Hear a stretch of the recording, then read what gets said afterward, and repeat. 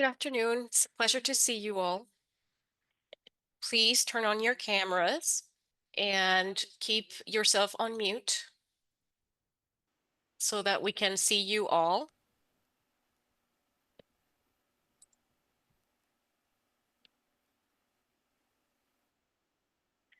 And people are a little camera shy, apparently.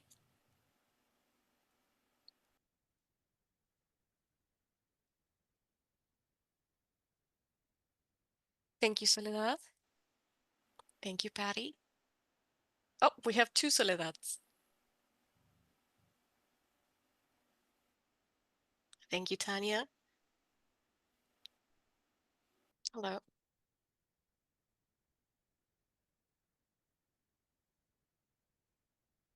All right, so let's get started with today's session with such an interesting topic about, well, registry when it comes to women within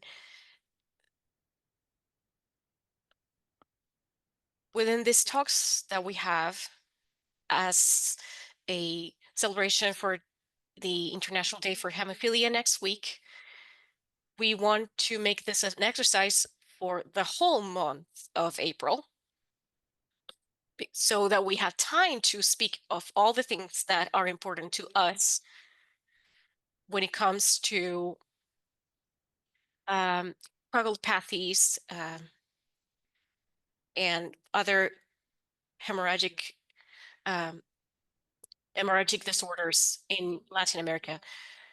First of all, I want to thank our guests for agreeing to come here and talk to us more about what they're working on, the advances that we're having in such an important topic when it comes to women and their registry. I want to present Dawn Rotellini. Most of all, we know her. Welcome, Dawn. Thank you for being here. She is the lay member of the Federation and a member of the National Foundation of Hemophilia. And I want to present Donna Coffin. Thank you, Donna, for being here. Hi, everyone. She is the investigation research director of the World Federation of Hemophilia. Thank you, Donna. Thank you, Dawn. To start, let's give the microphone to Dawn. So Dawn, go ahead and share your slides with us. Make sure, can you hear me? Sí. Encantada de verlos a todos aquí. Gracias. I will be presenting in English because, as you know, my Spanish is not so great, but so it is really lovely to be able to see you all. Can you see this as a presentation, or do you see it split screen? It's good presentation. Good. Okay. Thanks, Donna. All right, so it's really my pleasure to talk to you all about the Women and Girls with Bleeding Disorders Committee of the World Federation of Hemophilia. This is just a short presentation about our priorities and our plans. A little bit about our committee. You can see they are from all over the world. Our committee is multidisciplinary. Members include healthcare providers and women with bleeding disorders. We don't really have a hierarchy. So yes, I am the chair, but everyone has a voice, and we encourage all perspectives because it's not about us as individuals. It's really about who we serve. And that is women and girls with bleeding disorders throughout the world. You can see we have Amanda from Uruguay, Azat from Kyrgyzstan, Anupama from India, Marlene from the Netherlands, Roshni Kulkarni is a hematologist from the United States, Dr. Tahira Zafar is a hematologist from Pakistan, and Yannick Collet from France. And just a shout out for Marlene, she is also a nurse, but she's also a woman who has been diagnosed with unknown bleeding cause. So we have all kinds of representation on our committee. So this is our mandate. We have a mandate on our committee to provide the advice on the design and implementation of the Women and Girls with Bleeding Disorders Initiative, identify the areas where the World Federation of Hemophilia can incorporate women and girls with bleeding disorders activities in its programs and initiatives. And just a shout out that this committee was only created in 2018. So it is a very, very active committee, and they have really come together to accomplish a lot. We participate in the development and promotion of the annual activities that are planned under the Women and Girls with Bleeding Disorders Initiative. We help the World Federation of Hemophilia establish connections and foster collaborations with other organizations that are working on these issues. We review the existing WFH resources and recommend areas for expanded training, educational materials, and web-based resources for the WFH. We seek to enhance our data collection. That's a huge, huge piece. Because without data collection, we will have no research for women and girls with bleeding disorders. And without research, we will really not understand how treatments affect women and girls with bleeding disorders. We develop the workshops and targeted sessions for NMOs and healthcare providers to be included at WFH congresses and events. And ultimately, we oversee the program development of the biannual Global Summit on Women and Girls with Bleeding Disorders. So another look at our initiative. This is kind of our mission. We improve the diagnosis and access to care for all women and girls with bleeding disorders and increase their recognition and visibility within the broader bleeding disorders community. The three areas we do this in is capacity building. So that could be creating a women's committee, awareness raising, and data collection, as I said. So this is another look at our women's initiative. We have a clinic pilot project, which is called a peer-to-peer program, which I will share a little bit about that in a minute. We have every single year our International Women's Day webinar that is usually towards the end of the first week of March.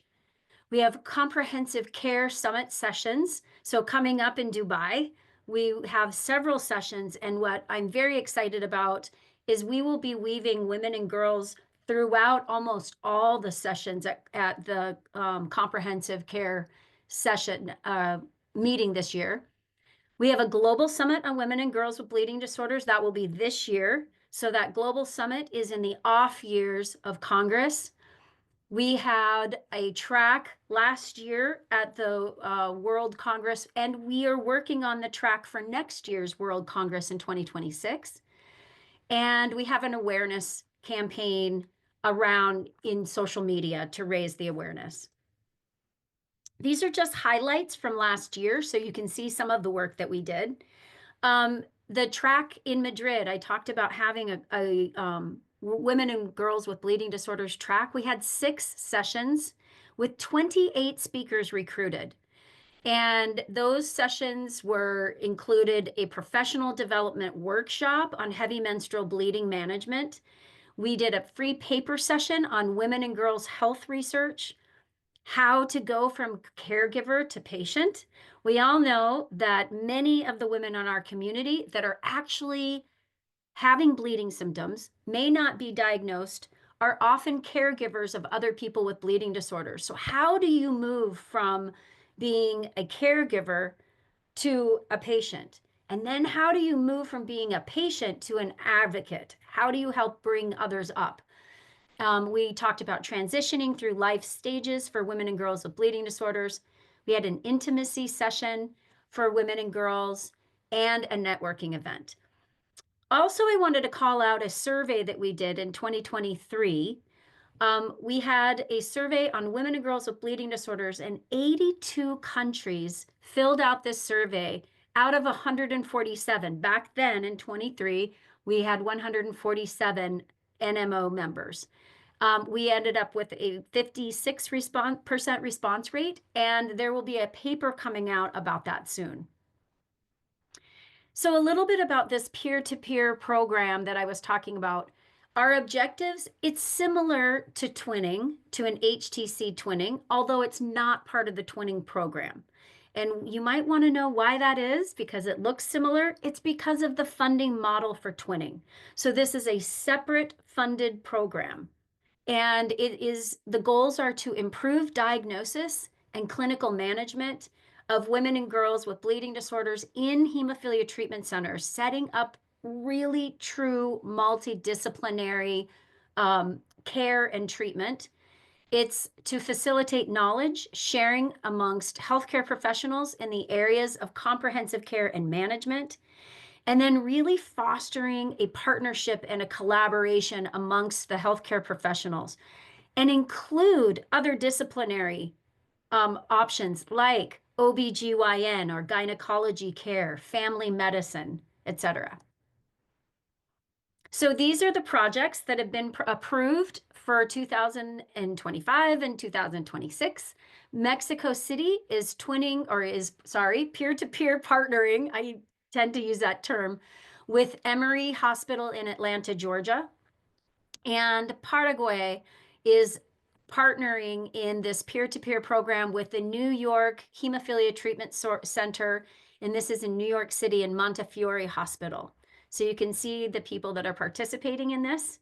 And I can't wait to share with you some of the outcomes of this peer-to-peer pilot project.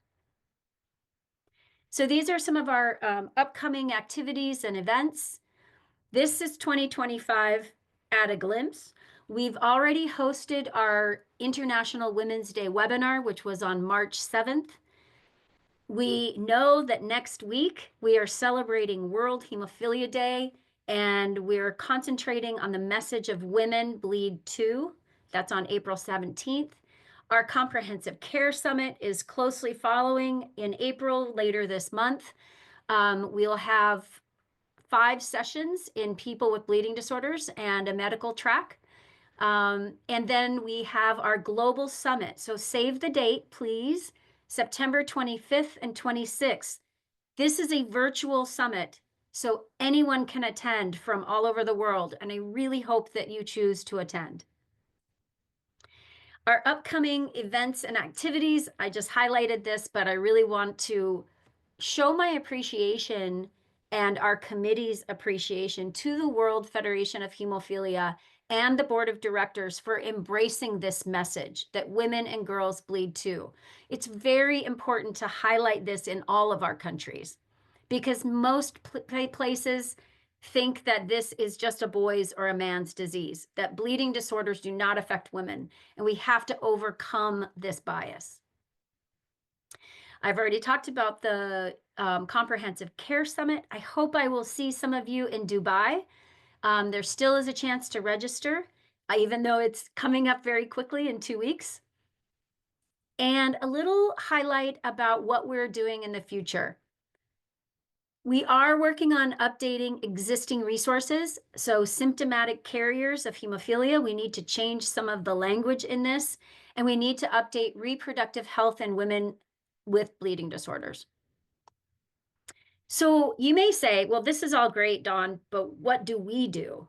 This is where you come in, working together nationally with one voice, creating lasting partnerships with NMOs, with the doctors, with the patients. If you benefit one person, you benefit us all. And then just a shout out if you would like to participate, and Donna is going to talk about the AGS and the WBDR, but this is another way to participate in Probe. You can take this survey. We have opened this. I'm actually now involved with Probe, and we have opened this to people with von Willebrand disease and other women with bleeding disorders. If you have hemophilia, if you are a carrier, please consider filling this out, because this is one way to make your voice heard directly. And that's it for me. I just want to say thank you, and I will stop sharing my slide. And we will do that in a moment. Okay. Gracias. Thank you, Dawn. We are going to have our question session a little bit later so that we can ask a little bit more about their work. Right now, we're going to move on to Donna.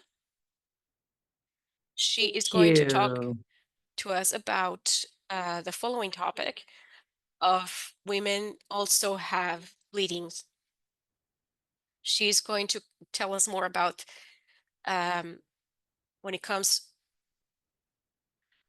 she's going to tell us about her view as the Chief Operating Officer. Hi, thank you for that. Hi, everybody. I think you can all see my screen and you can hear me. So my name is Donna Coffin. I'm the Director of Data and Research at the WFH, and I'm going to be talking to you about data. So data from the WFH, and then looking specifically at the Americas and women and girls with bleeding disorders and what data we have. So just as an overall, we have two data collection programs at the WFH. We have the annual global survey and the World Bleeding Disorders Registry. The annual global survey is a survey that we conduct on an annual basis. So it's a cross-sectional survey. There's about 23 questions in the survey, and we send it to all of our NMOs every year. So we send it out in February, March, and we ask the NMOs to gather the data for their country, add the data to the survey, and send it back to us. So that way we get global data from between 100 and 125 countries, depending on who responds every year, for the annual global survey. And then we analyze the data and we create a report, which is on our website, that open to the public. This data, it gives us information on the number of patients identified. So we've been doing this since 1999. So we have a track of all of the progress in identifying and diagnosing patients over time. We can look at the patients globally, males, females separately. And we also, the survey focuses on treatment, so how much treatment a country has. So that's the annual global survey. And then since 2018, we've had the World Bleeding Disorders Registry. So this is different than the AGS. It is a patient registry, and we work with the hemophilia treatment centers. So we recruit treatment centers to enroll in the registry, and they have to go through the ethics approval process from their institution. And then they then are part of the WBDR, and they from their office, they have the WBDR database in their computer, and they then enroll patients. So as their patients come into the clinic, they invite them to participate in the registry. They have to provide informed consent. And then every time they come to the clinic, they add clinic data from the patient into the registry. In that way, we have data, patient level data on patients over time. So that's our two main sources of data. Sorry, there's some noise back here. Sorry about that. Okay, so I'm going to just give you an overview of the AGS and what we have. So this is from 2023. We have, over time, since 1999, 152 different countries have participated. I mean the global community, has identified 273,000 people with hemophilia and 108,000 people with VWD. So that's global scale. And that's the AGS. Now we're looking at the WBDR. So we've only had the WBDR since for 7 years now. We have 48 countries participating. That includes 129 different hemophilia treatment centers. And these treatment centers have enrolled just over 15,000 patients, people with hemophilia, and just over 1,000 people with VWD. So VWD, we added as a module about 2 years ago. So we're just getting started with that data collection. So if we look at data collection specific to Central and South America, we can see that in the AGS in 2023, 17 countries from this region participated, and over 57,000 people with hemophilia, over 38,000 people with VWD have been diagnosed and reported in the AGS. If we look at the WBDR from this region, we have 8 countries participating. There are 10 hemophilia treatment centers from these 8 countries, and they've enrolled 575 people with hemophilia and 2 people with VWD. As I mentioned, VWD module is new, so it's slow. So looking at these numbers, I think we have work to do in this region to get more HTCs enrolled in the WBDR so that they can enroll more patients. And from that, we'll be able to provide data that is more representative of the region that is available to use for advocacy purposes. So I'll go through some of the data that we do have. It is limited. So if we look specifically at women and girls and VWD. So here, so this is the percent of patients or people with hemophilia in the AGS. So this is the annual global survey that are female. So we can see on a global level of all the people with hemophilia that have been diagnosed, which is over 218,000, only 4% are female. And if we look from the AGS again, from your region, Central and South America, of the 57,000 people with hemophilia, only 7% are female. So you're actually doing better than the global scale, but it's still 7%. And we know that the expected percent of females with hemophilia should be more like 30%. So we are lagging behind. This is reminding you AGS. Now we're going to look at WBDR. So on a global scale of all the people with hemophilia in the WBDR, 1.3% are female. And from your region, 4% are female. So again, you're doing better than the global. However, we're still looking for that 30%. So I think this demonstrates that we have work to do. Now, if we look at VWD in the AGS, we can see on a global scale, 63% of those identified with hemophilia are female, and in your region, 67%. And we would expect a half and half female male, so 50%.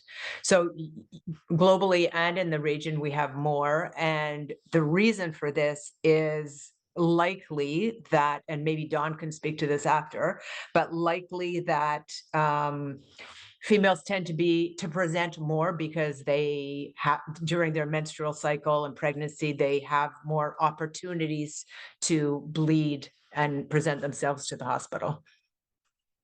And then if we look at our VWD patients in the WBDR, globally, we're at 56%, and your region, you are right on track at 50%.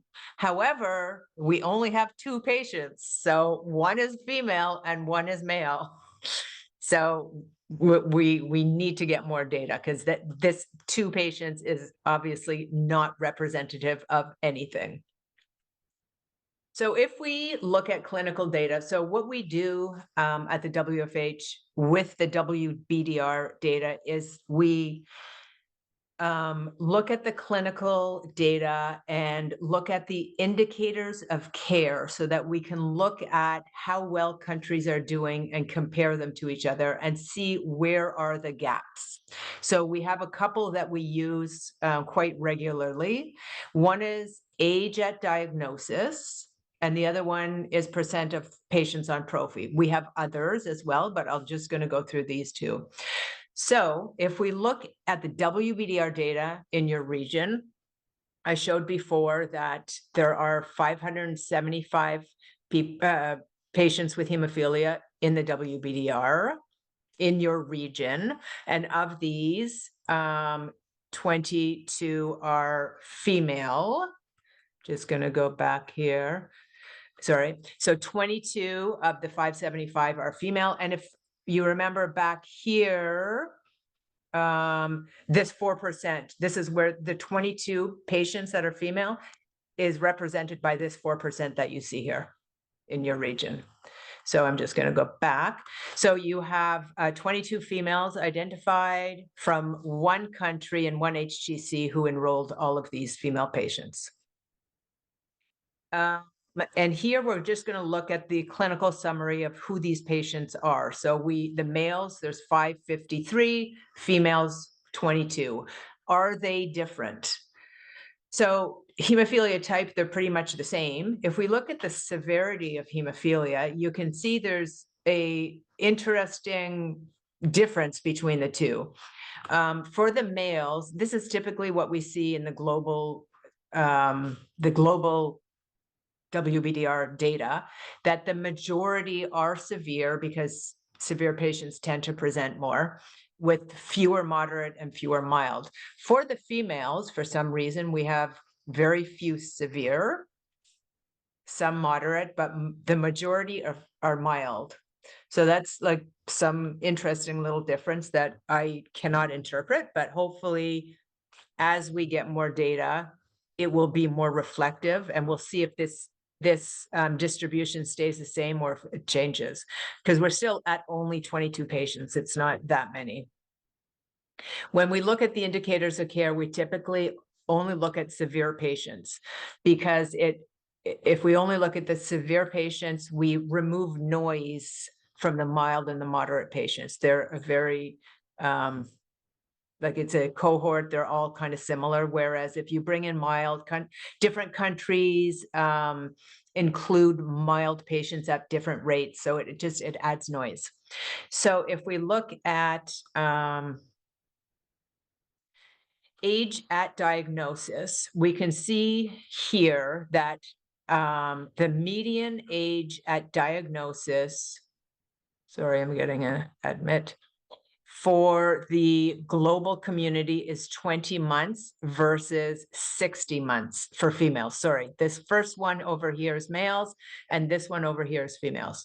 So we're looking at a difference between 20 months globally to 60 months for females. So that's 1.5-year-old versus a 5-year-old. So that's a very big difference. And if we look at the Americas, for males, 8 months, the median age at diagnosis is 8 months, versus if we look at Central America, the median age at diagnosis is 50 months. However, this is based on that one severe female patient. It says nothing except we need more patients to see if this is true or not. If we look at percent of patients on prophy, again, we're only looking at severe patients. We can see that globally, the percent of severe male patients on prophy is 28%. So of all the male patients in the WBDR, 28% are on prophylaxis, which is low, but it's reflective because many of the countries are low, middle income. And over here, it's 100%, but it's one patient. So there's one female patient in the Americas, and that person is on prophylaxis. So what is WFH doing to address this gap in female-specific data? So we have been working in the past few years. So in the WBDR, we have added a pregnancy module. We have added information on the impact of the bleeding disorder on the course of the pregnancy outcome, and the postpartum phase. So that's all captured in the WBDR. We added female-specific bleeds, heavy menstrual bleeds, postpartum hemorrhage, and female-specific comorbidities such as ovarian cyst. So these were added, I think, last year, maybe a year and a half ago, to the WBDR. We have done training with our HTCs who are participating in the WBDR. So we've done training on, just basically talking about female-specific bleeds, the importance of inviting female patients with hemophilia into the registry, and how to collect the data. So we did our first training here, and then these numbers represent the number of patients, number of female patients in the WBDR. So it is going up over time. We have added a VWD module to the WBDR. So that was done about 2 years ago, and we provide training to our HTCs to ensure that they're collecting data on people with VWD, males and females for VWD, and that they're entered into the WBDR. So I think that what we've just seen is interesting, but I think it demonstrates a lack of data in this area. So, in specifically around females. So I think we really need to work on getting more HTCs to participate in the WBDR. And the more HTCs that participate from your region, the more patients are in the data, in the WBDR, the more representative the data are, and that will provide you with evidence and data that you can use to inform advocacy initiatives. So my call out to you is to encourage you to work with your local HTCs to try and get them interested in the WBDR, to reach out to us, and we can get them up and running. We provide the database, we provide all of the training, all of the tools needed. And it's all at no cost, obviously. Thank you very much.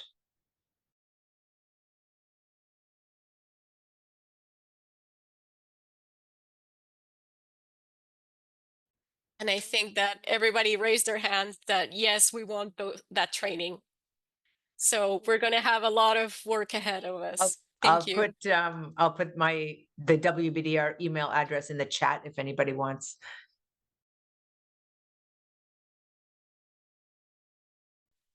Thank you, Donna.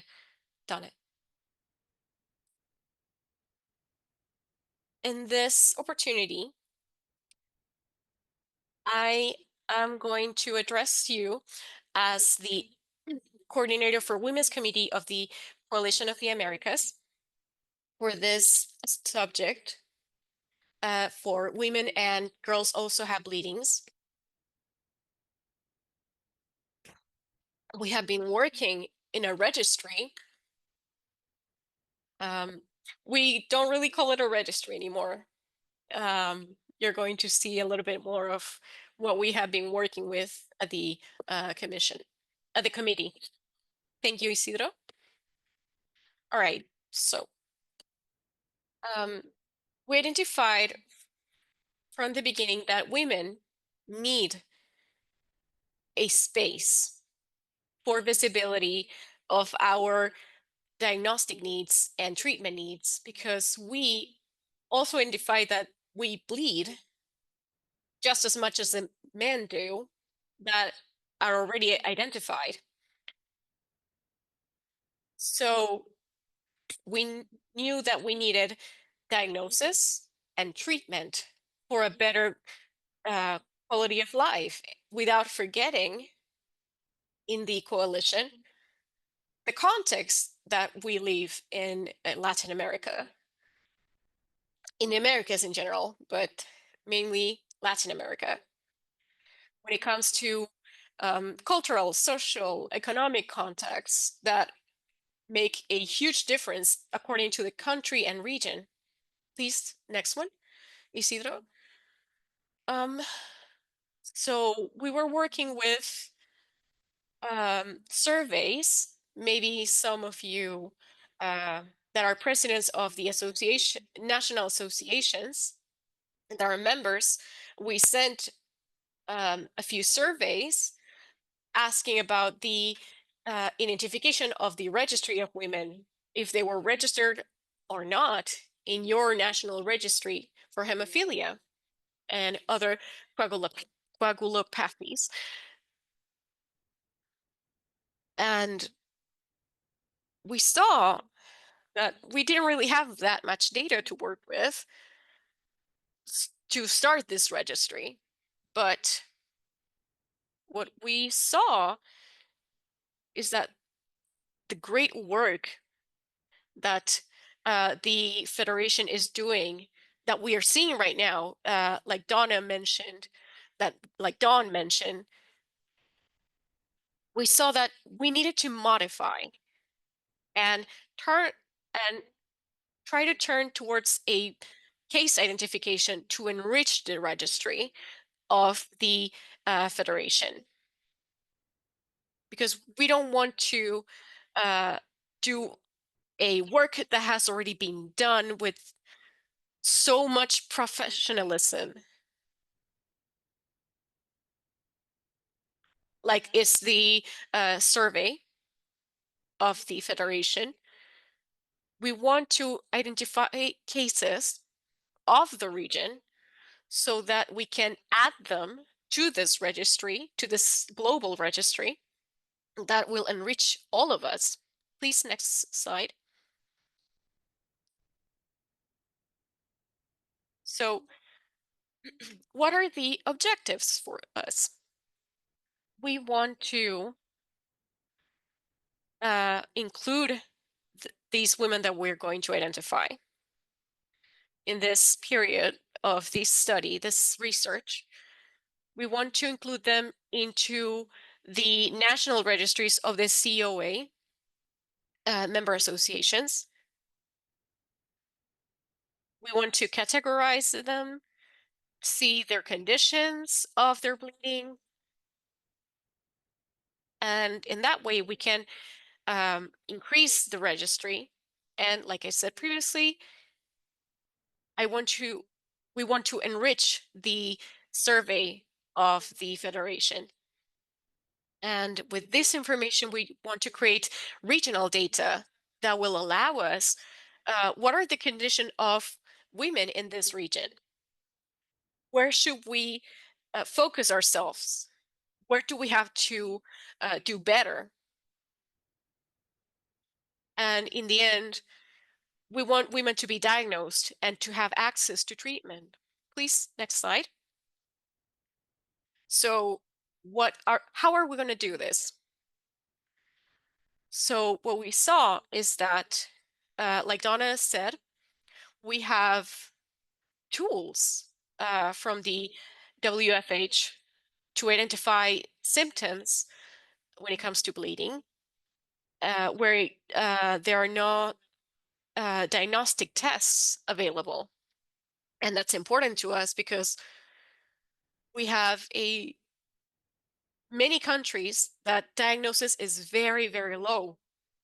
We're going to send requests and submissions to the different organizations that we have to partner with,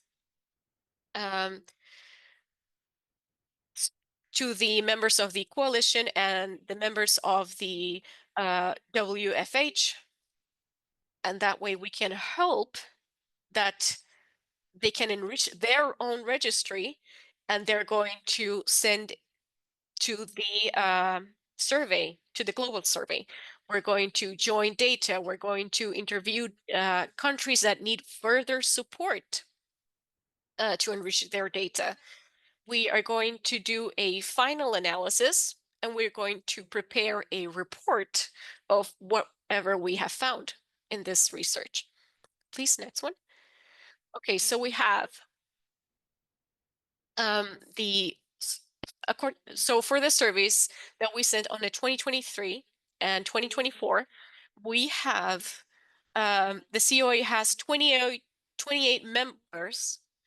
We sent 25 surveys to those countries. We had about 19 response. We didn't send them to Canada and the USA since they have a different reality to the rest of the Americas. And we didn't send it to Nicaragua either. Next one, please. So when it comes to the number of responses for North America, we have some response, which was the only one that we sent. From South America, we have the 100% of responses of the surveys that we sent. For Central America, from the 100% that we sent, we had a response of 83%. And from the Caribbean, we had a response of 33%. So we have a 76% response of all the countries that we sent the survey to. Next one, please.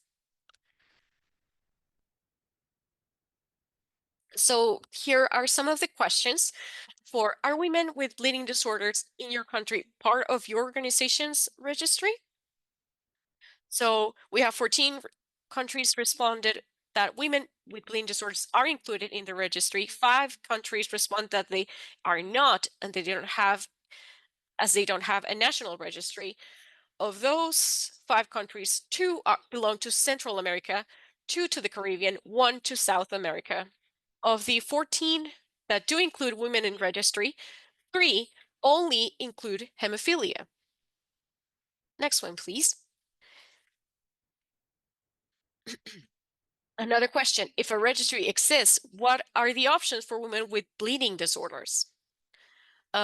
So we, as you can see here, the one that had the most response were other coagulopathies. So they are reported carriers. We have symptomatic carriers, women or girls with hemophilia, and other coagulopathies. So we have 3 countries that follow the categorization proposed by the WFH guidelines. 3 have only carriers, 3 women or girls with hemophilia and other coagulopathies, 1 carrier and other coagulopathies, 1 carrier, symptomatic carrier, and women or girls with hemophilia, 1 carrier, symptomatic carrier, asymptomatic carriers, and other disorders, 4 other coagulopathies, 1 asymptomatic carrier, women or girls with hemophilia and other coagulopathies, 1 symptomatic carrier, 1 symptomatic carrier, asymptomatic carrier, and other coagulopathies. Next one, please. When it comes to are women with bleeding disorders diagnosed as such? And here we see that 36% didn't really respond. 5.3% they have factor titration. 24% are only included for family history only for a person who also has hemophilia. The other one has family history and factor titration. And the other 10%, we have molecular genetic testing and factor titration. And the 15% have all of the above included. All of those diagnosis options. Next one, please. So how do women with bleeding disorders receive specialized medical care? So 47% say that some specialties provide care. The 23% have an interdisciplinary or dedicated team. and 28% do not have a dedicated team. So it's quite the big percentage that is not being addressed properly. Next one, please. So in here, one of the questions that we ask, what's the number of women registered? We have 7 countries that responded, about 16,908 women. So we are part of what we are seeing right now in this second stage. So how many of these women are already in this registry so that can be added to the survey? Because I think it's a big number that we're working with. So next one. When it comes to, we're ready for stage 2. We have the survey stage that you probably already saw. It was important for us to see the outcomes of these surveys. And we thank all of the organizations that responded to us, because we know that it was a lot of coming and going, a lot of answering, a lot of personal talk, because we couldn't understand some of the situations that they presented to us, or the information was duplicated, or the questions were not properly focused, and we need to clarify some of the answers. So thank you for all that information you gave us. So we're moving to stage 2. So we want to enrich information that national registries have, so that info can be dumped into the global survey so that women can be included. Because we feel that we don't really know how the people are filling out the survey, and they don't know where to place the different women that they have in the registry. And we know that we have to weed out all the different informations that we have. We have countries that do not have a registry, or the registry is very basic, and they have difficulties in accessing diagnosis, and there's no specialized care for women. Then we have countries that do have a registry for women, but it's very basic, and there are difficulty for accessing diagnostic tests. We have a few specialties that do treat women, maybe not fully for diagnosis, but do treat the symptoms.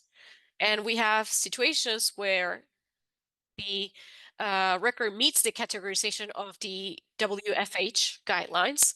We have different diagnostic tests available, and we have a multidisciplinary team that provide care for women. So that's how we're going to start our stage 2. We're going to continue sharing all our advances in this stage 2. And so far, this is all I can share for now, but thank you so much. And if you deem it so, we can, Andres, please, you can send all the questions, you can give us all the questions that you have registered, and we can answer questions.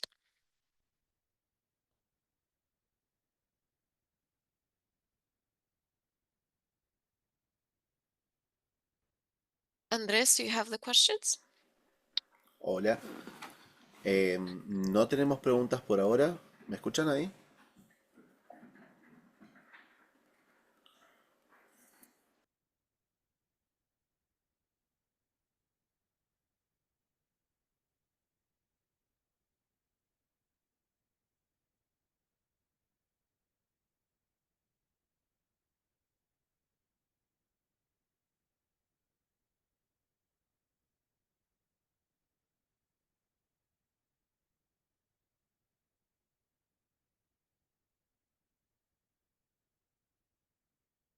Please raise your hand if you want to participate in the Q&A.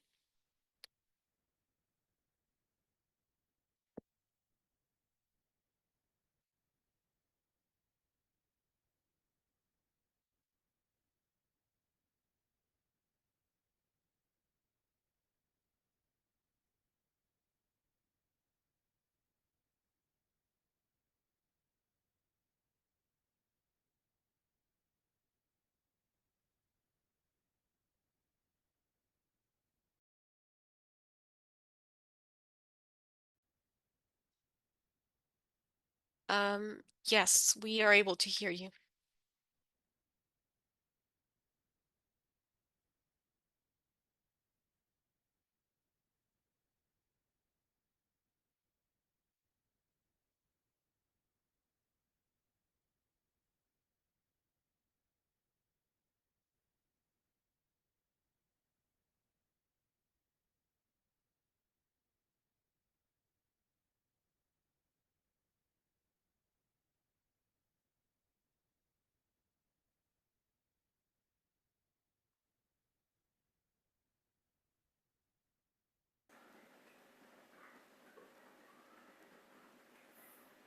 ¿Ahí me escuchás, Lucía? And I I want to also address the members of the American organizations to send us the activities they're going to have in your own countries for the uh, global day for the world, the Hemophilia Day. We are very interested in the different creative activities that you may have to see more activities that have a lot more of assistance.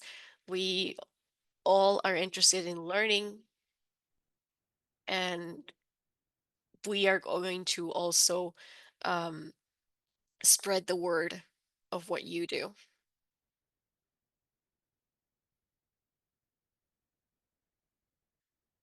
Um, uh,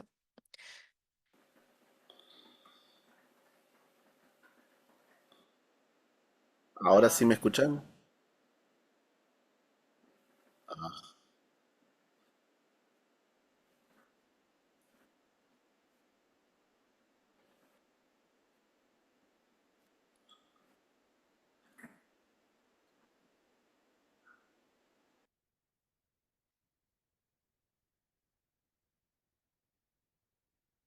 um,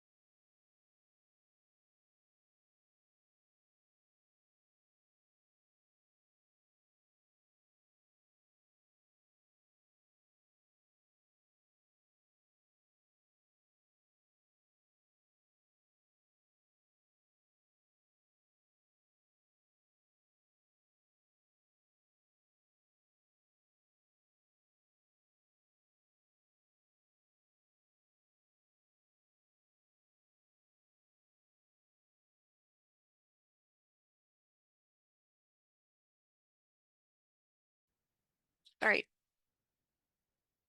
Sí. Sorry for the hiccup.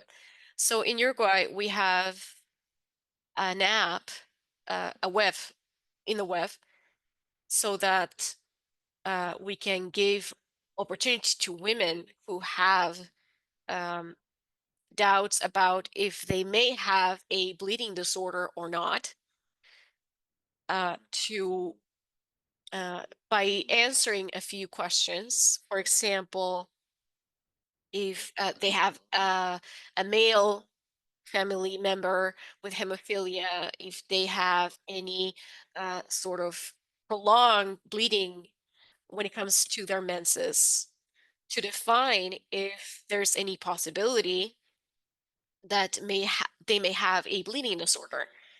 That's not a it's not a diagnosis, obviously, but the objective is to focus and give some results, and to provide a uh, contact with a treatment center here in Montevideo, so that they can come forward and they can continue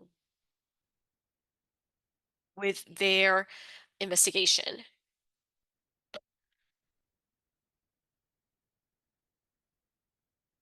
Thank you, Dawn, for that.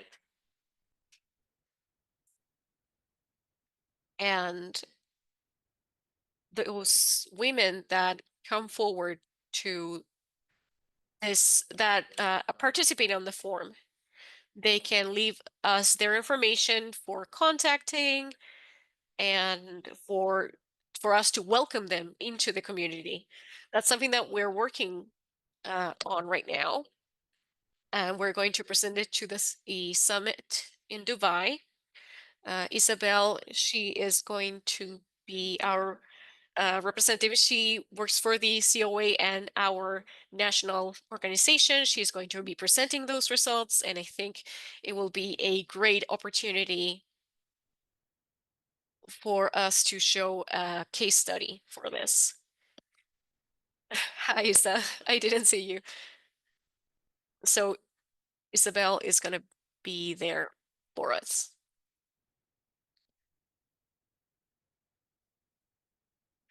That could be a project that we could work on. So it's a consideration that we have right now, is that the app, we do have the apps from the federation that you can register in, like Martha said. We don't want to duplicate the work, but that we can approach, that we can give that information to the federation. But these questions, like Dawn said, we have several forms, several formulas that we can use. So the women themselves can make themselves known a little bit more, so they can shed those doubts that they may have. So we hope that it's a little grain of sand that we can add. So we have Wilmer's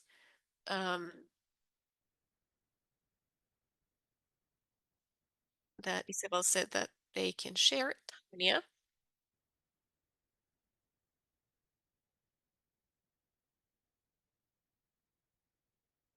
So Tanya, go a little slow so I can do the translation. Mhm. I'll try to speak slowly in Portuguese. So in Brazil, we're working a lot to include women,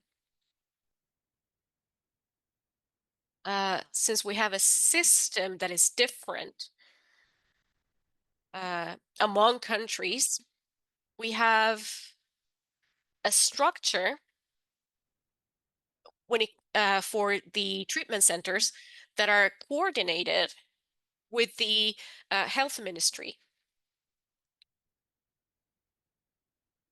So all the people who need treatment for hemophilia, von Willebrand, and other coagulopathies. They all are directed to these hemocenters. The treatment centers are called hemocenters.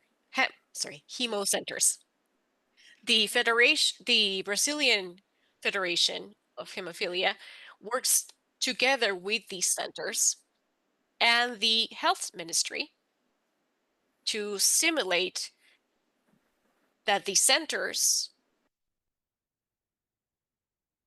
give the diagnosis currently for women that are mothers or sisters of men who have hemophilia. Because that way it's easier to see the first data, it's easier to register it. And the treatment centers, the hemo centers, they do the diagnosis and then they send that information to the health ministry that has a system of registry called coagulopathies. And with this data, Brazil has the data and has given them to the survey, to the global survey. This system is very important because we have registry that are centralized in the health ministry. And then advocacy is able to use that registry of the health ministry. And for that, we work closely as a federation with the coalition of the Americas, that we have a strong and responsible group when it comes to the coalition to stimulate the registry for women and children so that the global federation, the World Federation, has a bigger registry in the Americas. I don't know if I made myself understood, but we are working a lot in this and we're trying to stimulate the responses that we are receiving. It's very important to us and for the world. And that's it. Thank you so much. Thank you for the opportunity. Tanya, excellent. Dawn is asking if these hemo centers could share that information with the registry, with the global registry, to the world registry. This work was never done in Brazil, but I think Donna and the World Federation could have a meeting with the Brazilian Federation of Hemophilia, because the Brazilian Federation could work with the health ministry. And the health ministry has changed about 15 days ago. And the Brazilian Federation is very involved with the health ministry. We are going to try to bring this proposal forth to the ministry so that more hemo centers, the treatment centers in Brazil, can participate of this work, because we know that in Brazil, it's still a lot of work to bring forth. Nothing is certain, and we need to stimulate that all the hemo centers are involved with the health ministry. So they are interested in participating. But I will be in Dubai and we can talk further.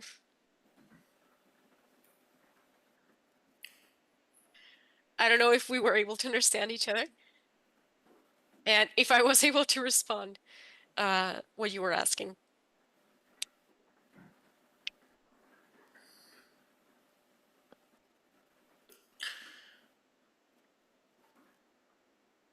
Thank you, Tanya. We have a comment from Honduras, Wilmer Rodriguez. Hello, from Honduras.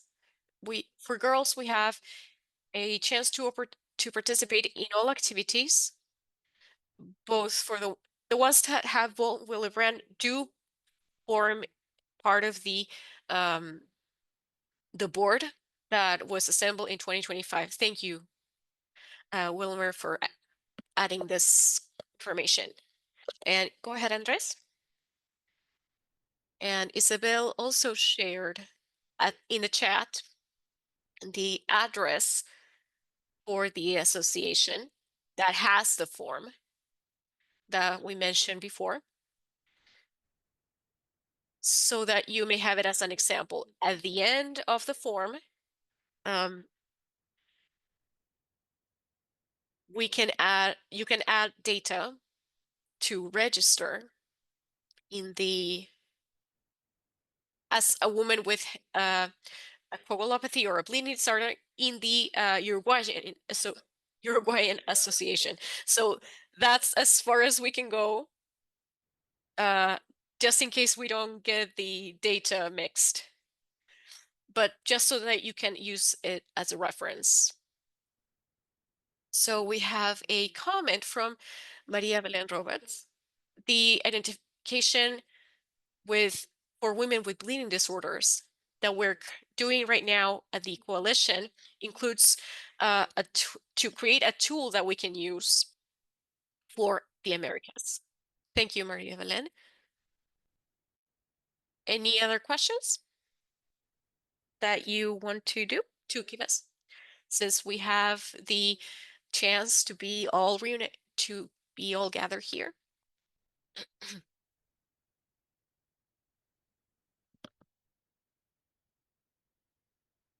I have a comment.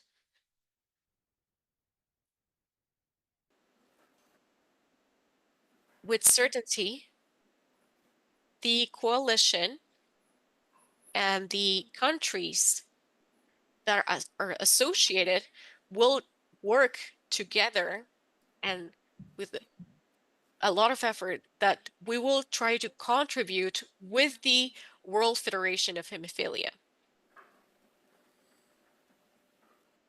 That's correct. That's the spirit of the coalition. Thank you, Tanya.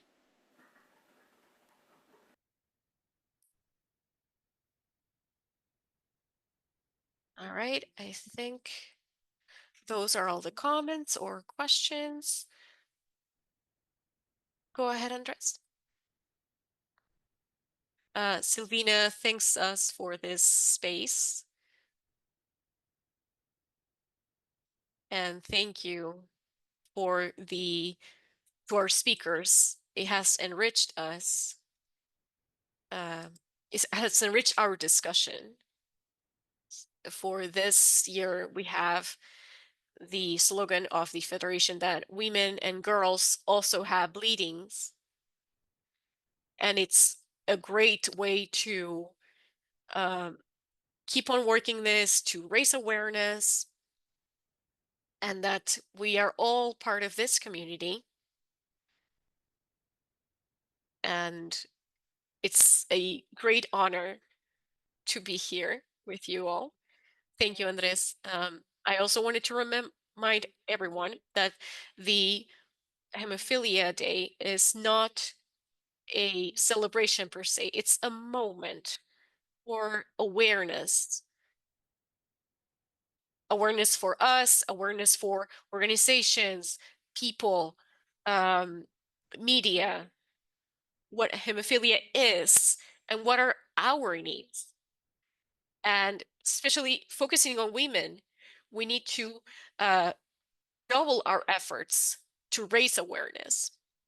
It's not that story of, oh, it's only a male disorder. With this focus, we can't just leave this focus at home. We have this whole month to keep moving forward together, always working together and enrich ourselves together so that we can grow strong as a community. Thank you to our speakers, Dawn Rotellini and Donna Coffin, for being here with us to share that information with us. And me as a coordinator of the Women's Committee, I'm at your disposition. And thank you and good night. A great coordinator. Thank you, Tanya. And thank you, Gracias, Lucia, for Lucia. your, Gracias. no problem. Thank you. Thank you, everyone. Goodbye. Gracias. Goodbye. Thank you, everyone.